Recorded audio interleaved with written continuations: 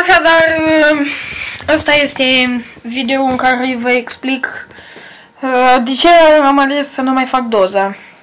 Am ales să nu mai fac doza din cauza pentru că, cum să vă spun eu vouă, un episod editat, voci, video, scenarii, replici, videouri de căutat, de găsit, asta durează cam plus sau minus 10 ore. Da, exact așa cum auziți, câteodată durează 8, câteodată durează 9, câteodată durează chiar și 11 ore, nu toate deodată, dar așa adunate atâta iese. La filmări trebuia să vină în ultimele 3 dăți un prieten de-a meu. Un prieten de-a meu care am ales să fie cameramanul, dar el m-a lăsat, ca să spun, baltă. Nu a mai venit.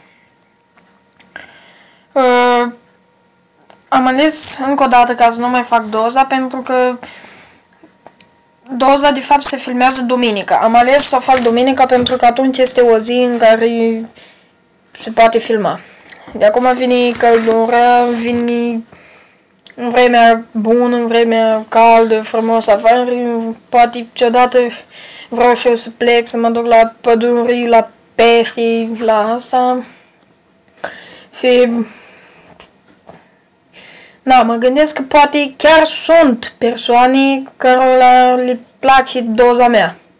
Deci persoane care se uitau la doze și le plăceau. Îi făceam să râdă, să astea. Cred că sunt persoane de astea. Nu vreau să-i dezamăgesc pe ei. Pe nimeni nu vreau să dezamăgesc, dar na, dacă timpul, echipamentul, un cameraman bun să vină să mă ajute la filmat, poate mai continuăm doza până pe la 15-20 de episoade. Așa m-am oprit la 5. Vă spun că deci doza nu am să o mai fac. Dar câteodată poate să mai fie vreodată o zi în care, într-o duminică, de exemplu, să fie vreme urâtă afară, să tune, să fulgeră, să vină vreme de ploaie, de asta, să stau în casă. În ziua aia, poate am să fac încă un episod, ca să spun bonus pentru voi, că ați fost alături de mine. Dacă am să-l fac, am să pun comentariu am să postez pe pagină Doza lui Gogo. Să nu uitați, să vă mai uitați câteodată acolo. Încă o dată mulțumesc că ați vizionat. V-am spus de ce nu mai fac. Sper că până acum v-am făcut mulțumiți.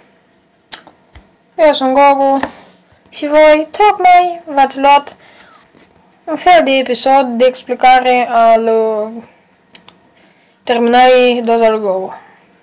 Pa!